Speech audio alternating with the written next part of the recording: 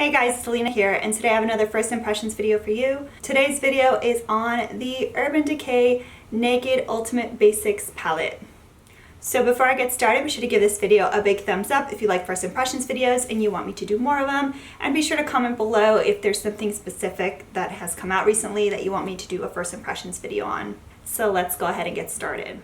So I have never really been a huge fan of Urban Decay like neutral palettes, not because there's not a place in life for neutrals, especially now that I have colorful hair. I've actually been wearing a lot more neutrals, but I just feel like Urban Decay makes amazing colorful eyeshadows and lipsticks and all that like no other brand seems to do, except for maybe Kat Von D. So I wasn't necessarily one of the people that was vouching for this kind of palette, but I know and I've read so many comments on their pages of people saying like, please come out with an all matte palette. Like, you know, every time a new palette comes out, they're just like, I wish they would come out with an all matte palette. And I know they have the Naked Basics and the Naked 2 Basics, but those are, I think, 6 eyeshadows, so it's very limited.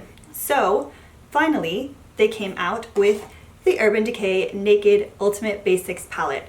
So just like all the other Naked palettes, it is 12 eyeshadows.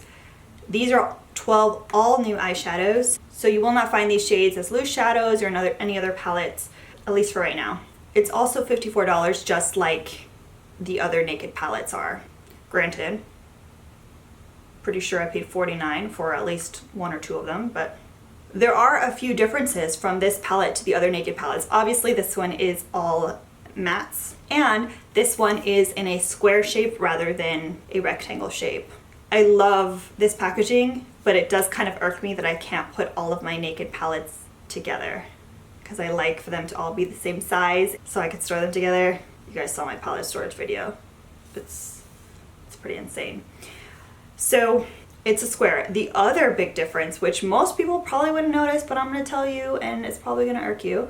So in the other Naked palettes, each eyeshadow pan is 0.05 ounces. In this one, each eyeshadow pan is 0.04 ounces. So not a huge difference, but you're getting a little less product per pan, and yet it's the same price. Just gonna put that out there. Maybe it's still amazing. So this is what the box looks like. And the palette. Honestly, this is the most stunning packaging that I think they've ever done. I'm trying to think of all their palettes in my head, but to me this is the most gorgeous. It's a magnetic closure. The mirror spans the entire palette, and it's kind of funny that this is such a draw for me, but while I was on my last trip, I definitely realized why I love for it to span the whole top of the palette, because I actually brought my original Naked palette with me, and I'm not sure if they've changed it recently. I got mine a while ago, but the mirror is literally so, it's like a little tiny rectangle in that big, like, I don't know what that would be called, look, flap, I don't know, the top of the palette. You guys know what I'm talking about.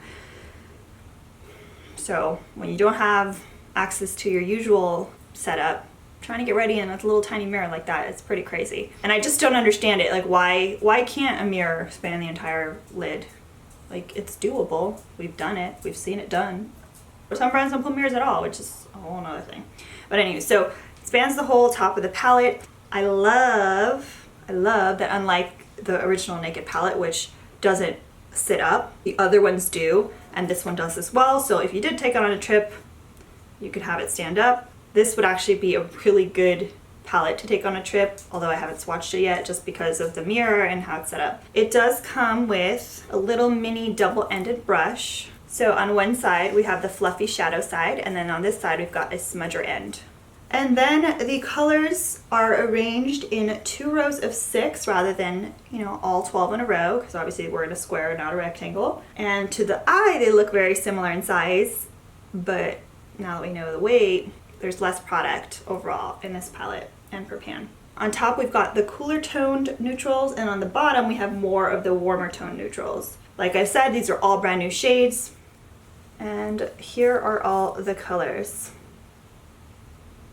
So I'm going to try something a little different today. I'm going to live swatch rather than swatch and then show you guys the swatches. Like I usually do, I'm not going to put any primer on my arm, and I'm going to swatch with what I usually swatch with, which are foam applicators. I don't like to use brushes because I don't have enough of one particular brush, and if I were to wipe them down in between, there might still be some of that shade on there, or if I actually clean it, it might still be slightly damp, which would obviously create more pigmentation. So I find a foam applicator is the best. Also, I find when I swatch with my fingers, I tend to get a more pigmented look. I don't know why. I don't know if it's the oiliness on your fingers. Yes, our fingers have oil on them, or what. But I've noticed when I do finger swatches and then I actually try to apply with my brushes or whatever, it's not at all the same. So that's why I use the foam applicators. Just letting you guys know a little bit of behind the scenes of what I do. So I'm going to attempt to do live swatching, and we'll see how this goes. Oh, and I don't use primer because not everyone uses primer, or maybe the primer that I use is better than the primer that you use, or vice versa. So I just like to keep it as simple as possible so you get the truest color of what's in the palette. Of course, you can always amplify it by applying wet or using specific primer, but I just want to give the truest color. So let's do this. So starting with the top row, the first color is called Blow. It's a light nude demi matte. The second color is called Nudie. It's a soft pink nude matte. The third color is called Commando. It's a light taupe brown matte. The fourth color is called Tempted. It's a pale brown matte. The fifth color is called Instinct. It's a medium pink taupe matte. And the sixth color is called Lethal. It's a reddish brown matte. Then on the second row, we've got Pregame, which is a pale yellow matte. Extra Bitter, which is a burnt orange matte. Faith, which is a medium warm brown matte. Lockout, which is a rich neutral brown matte. Magnet, which is a smoky gray matte. And then Blackjack, which is a warm black matte. So once again, these are all the shades together. I am actually really impressed with the pigmentation. Like Extra Bitter just blew my mind. Make sure you guys let me know if you prefer this live swatching rather than what I normally do. Alright, so my final thoughts on this palette. I would definitely recommend getting it if you're really into matte eyeshadows, just because there aren't a lot of palettes out there that are strictly matte eyeshadows and that have this much pigmentation.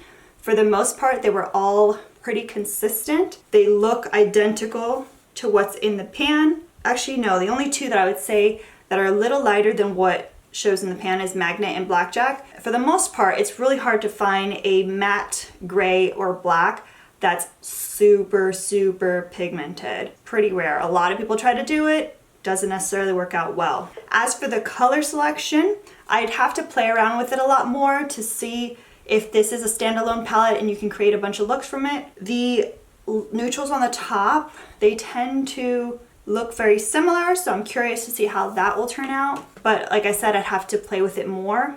As far as I know, this is not a limited edition palette, so you don't necessarily have to run out and get it tomorrow. You can think about it or put it on your wish list. Maybe someone will buy it for you. But yeah, it's $54, so if you're crazy about mattes, then get it. If not, then you can probably pass on it because you probably have tons of eyeshadow, so you'll probably be all right. I'm not going to return it because I actually really like it, and it's nice to have a completely matte palette for the times that I want to do a matte look, or if I have a client that wants to, you know, not have shimmer eyeshadow, because not everybody likes to have glitter all over their face like I do. But yeah, it's $54. It's available at Ulta, Sephora, the Urban Decay website, probably Nordstrom's. I'll leave links down below to everywhere you can purchase it. So I want to know your thoughts on this palette. Did you love it? Did you get it? Is it on your wish list? Leave me a comment because I'm definitely curious to see how many of you guys picked it up and why or why not. I hope you guys enjoyed this first impressions. Be sure to give it a big thumbs up if you did, and don't forget to subscribe and check out all my other videos. Hope you guys have a good one. See ya!